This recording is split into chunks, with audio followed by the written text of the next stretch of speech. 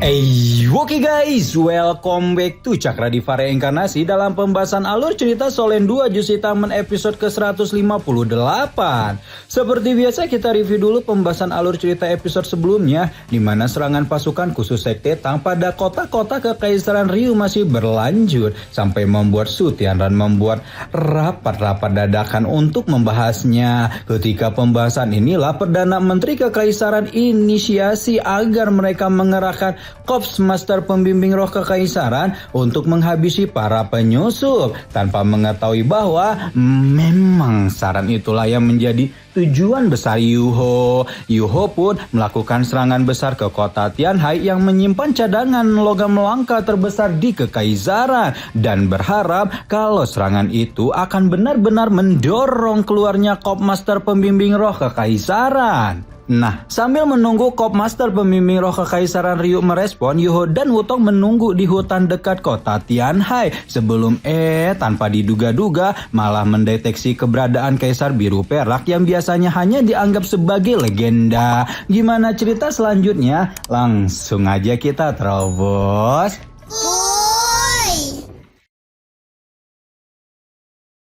Wutong yang mendengar celetukan kekasihnya langsung menunjukkan ekspresi antusias dan mengajak Yu untuk segera mencari keberadaan monster roh legendaris itu demi membantu Tang Ya mengeluarkan seluruh racun di tubuhnya, sekaligus membangkitkan garis keturunan sang ketua Sekte Tang. Yuho juga berencana melakukan hal yang sama dan segera menyebarkan pesan berisi pertanyaan kepada monster roh di seluruh hutan tentang apakah di antara mereka ada yang pernah melihat keberadaan pemimpin seluruh rumput biru perak di seluruh dunia tersebut. Begitu mendengar pertanyaan Yuho, sebatang tumbuhan penangkap lalat berusia 10 tahun langsung menjawab dengan tak kalah antusias dan menyebut kalau serbuk sarinya pernah merasakan aura Kaisar Biru Perak di lembah dalam hutan.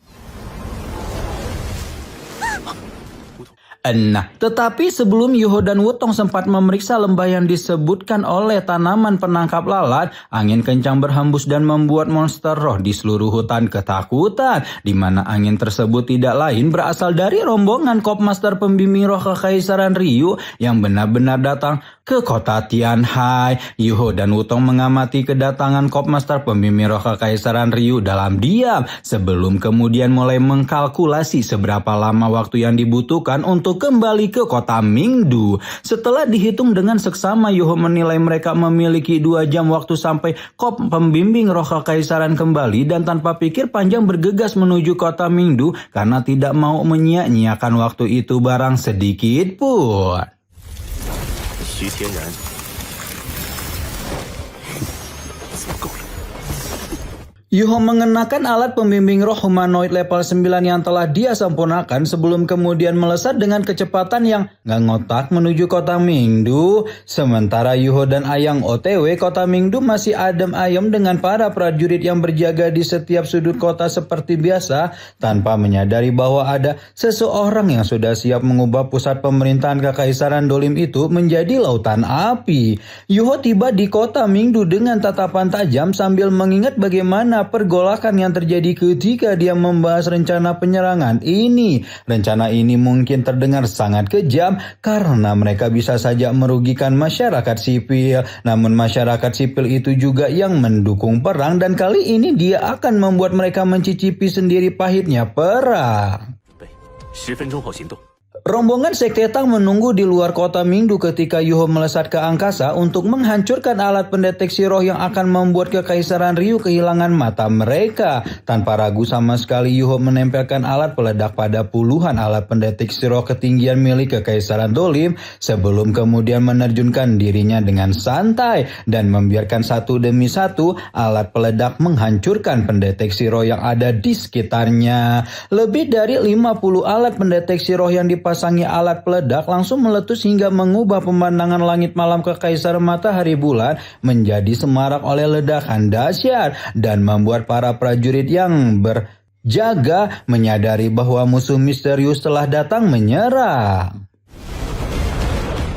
Yuho yang sudah bergabung kembali dengan rombongan Sekte Tang dengan santai menikmati pemandangan huru hara ketika kota Mingdu telah berubah menjadi siaga. Begitu pula Su Tianran yang awalnya udah mau bobo cantik langsung terbangun dengan ekspresi penuh kejotan di wajahnya. Kaisar Matahari Bulan itu hanya bisa mendesis marah ketika menyaksikan alat-alat pembimbing roh di kota telah berubah menjadi bintang jatuh tak terhitung jumlahnya dan menyadari bahwa serangan dari kelompok penyusup misterius itu benar-benar telah tiba di kota Mingdu. Sementara itu, Yuho melepaskan seluruh cincin roh yang dia miliki ketika menggunakan teknik roh ke-8 miliknya untuk pertama kali dan menggabungkan kekuatan mentalia dengan kekuatan nekromansi untuk membuka gerbang neraka. Bahkan Yuho pun tidak dapat menahan rasa terkesan dalam hatinya ketika melihat kekuatan Lia yang mampu membantunya menghemat separuh kekuatan spiritual, namun dapat membuka 18 gerbang neraka sekaligus 2 kali lipat lebih cepat dibandingkan biasanya. Yuho sangat puas dengan roh jiwa ke-7 miliknya yang memang memiliki fokus pada kekuatan spiritual hingga dapat membantunya mengendalikan gerbang neraka. Dengan bantuan Lia mengendalikan gerbang neraka, sekarang Yuho bisa dengan leluasa memimpin pasukan Sekte Tang terjun ke medan perang tanpa perlu membagi fokusnya lagi. Yuho meminta kop pembimbing roh meriam berat untuk bersiap sebelum kemudian menembak beramai-ramai yang membuat kondisi kota Mingdu dipenuhi teror mengerikan.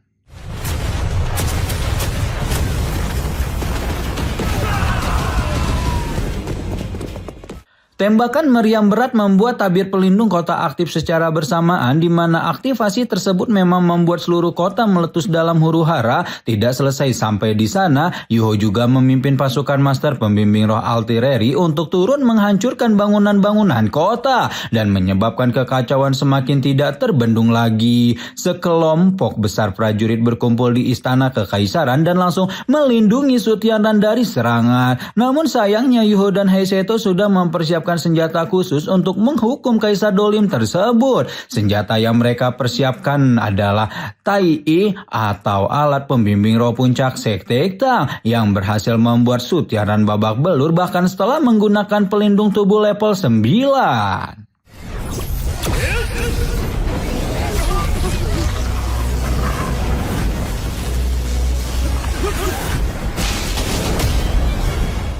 Hanya aura Tai I saja sudah cukup membuat Su Tianran dihempaskan hingga membentur tembok istana kekaisaran dan dipaksa meludahkan seteguk darah dari mulutnya hingga membuat Kaisar Matahari Bulan itu merasakan kengerian yang tidak dapat digambarkan dalam hatinya. Su Tianran memerintahkan agar daya perisai pembimbing roh ditingkatkan sampai maksimal dan segera tersenyum puas karena perisai pembimbing roh ini merupakan alat pembimbing roh tipe pertahanan tertinggi yang tidak akan bisa diterobos kecuali oleh alat pembimbing roh level 9. Sayangnya tujuan Yuho memang bukanlah menghancurkan perisai pelindung, namun untuk meloloskan ujung kepala Tai I dan menembakkan meriam berkekuatan penuh ke arah Su Tianran yang sedang tertawa-tawa di dalam sana.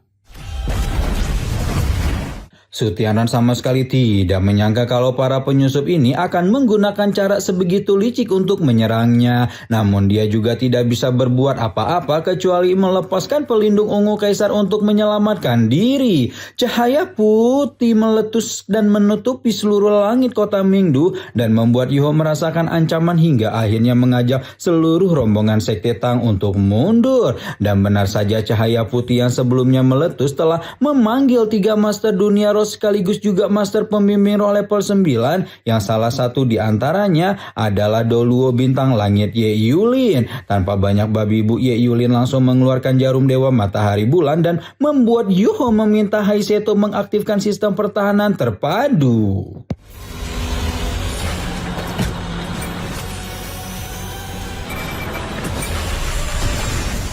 Tanpa menunggu lama, sebuah perisai menyerupai pagoda perak menyelimuti seluruh gerbang neraka yang masih terbuka, di mana pertahanan terpadu Sekte Tang itu memang mampu menahan gempuran jarum dewa matahari bulan, meskipun kiroh yang ada di dalamnya langsung terkuras habis. Kendati demikian, proses evakuasi seluruh pasukan Sekte Tang masih belum selesai, dan karena itulah Yuho harus mencari cara untuk menghadapi 3 master dunia roh yang memburu mereka.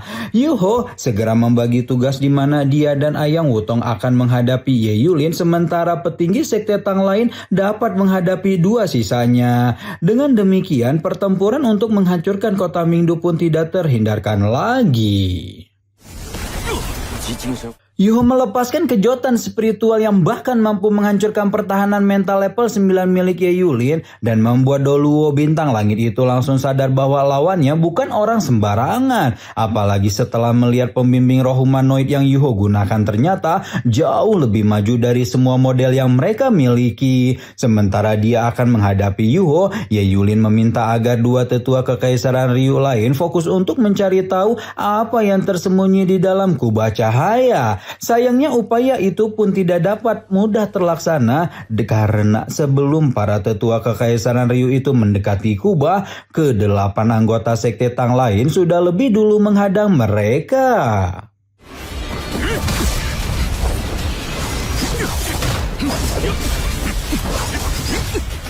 Tetua yang sudah sempat mendekati kubah, namun karena interupsi dari para anggota Sekte Tang, Master Pembimbing Roh level 9 Kekaisaran Ryu itu tidak dapat melihat apa-apa lagi kecuali banyak orang berkumpul di dalam kubah cahaya. Ye Yulin baru saja mengirimkan pesan untuk mengunci koordinat kubah cahaya kepada menara kontrol kota Mingdu ketika momentum itu justru balik dimanfaatkan Yuho untuk mengirim meriam pemandu ke sana.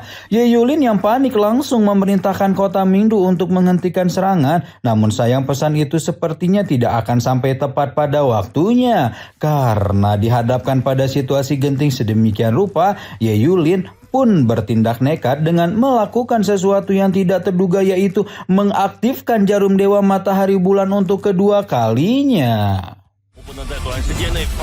Rombongan Sekte Tang Auto dibuat panik ketika Ye Yulin mengaktifkan jarum dewa matahari bulan, sementara dua tetua yang lain juga semakin gencar menyerang seolah tidak mau menyia-nyiakan momentum. Karena situasi yang berbalik dengan sangat cepat, Su Sanxi juga ikut-ikutan mengambil tindakan nekat dengan melakukan pemanggilan Xuan Wu untuk melakukan perpindahan ruang. Tepat ketika Ye Yulin melepaskan jarum dewa dan Yuho menahannya dengan bola es ekstrim, Su Sanxi memindahkan tetua yang dengan pemanggilan Xuan Wu sebelum kemudian melemparkan petinggi kekaisaran Ryu itu ke pusat benturan yang membuatnya auto nyaho dalam sekejap mata. Tetua yang tidak tahu apa yang terjadi ketika dia tiba-tiba saja dipindahkan ke tempat yang begitu mengerikan dan segera mengaktifkan pelindung tak terkalahkan untuk menyelamatkan nyawanya.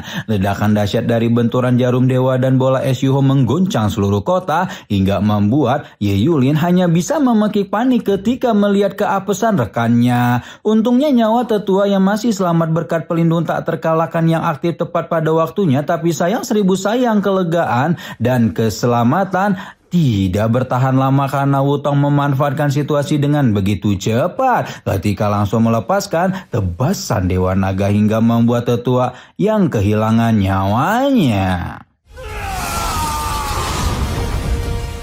Ye Yulin tidak bisa menahan kemarahan dengan segala tipu muslihat yang dilakukan oleh Yuho dan segera mengeksekusi peluncuran serangan berdasar titik koordinat yang dia kirimkan pada menara kontrol. Ketika itu Wutong menggunakan teknik roh ke-8 miliknya, yaitu tarian naga matahari yang benar-benar diremehkan oleh Ye Yulin. Namun ekspresi meremehkan itu segera berubah ketika Yuho turut mengundang Ayang dengan menggunakan desahan Dewi Salju sekaligus juga pisau embun pagi untuk menghentikan pergerakan Ye Yulin. Tidak hanya Ye Yulin yang dihentikan, tetua kekaisaran Ryu yang tersisa pun turut terkena efek samping dari jurus Yuho dan tidak bisa membantu Ye Yulin sama sekali ketika tebasan pisau embun pagi yang menghantamnya dengan begitu kejam.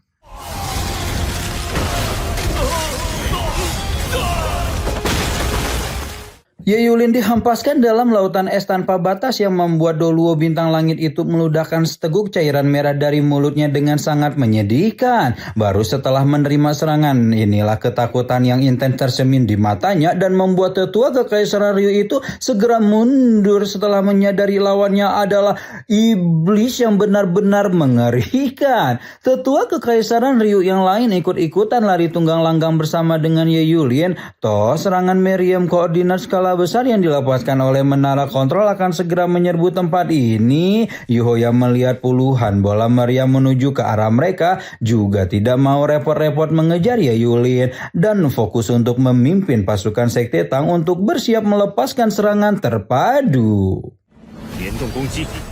Sejumlah besar pasukan terbang Sekte Tang muncul dengan meriam pembimbing roh di tangan mereka masing-masing. Begitu pula para petinggi Sekte Tang yang juga memegang meriam yang sama. Namun bukannya mengarahkan meriam kepada lawan, pasukan Sekte Tang itu mengarahkan mulut meriam mereka kepada Yuho dan para petinggi Sekte Tang. Karena kali ini Sekte Tang akan melepaskan serangan terpadu dengan 4 meriam utama sebagai pusatnya. Puluhan meriam pembimbing roh ditembakkan dan seluruhnya terserap oleh 4 meriam utama yang dibawa terbang menjauh oleh Yuho dan kawan-kawan.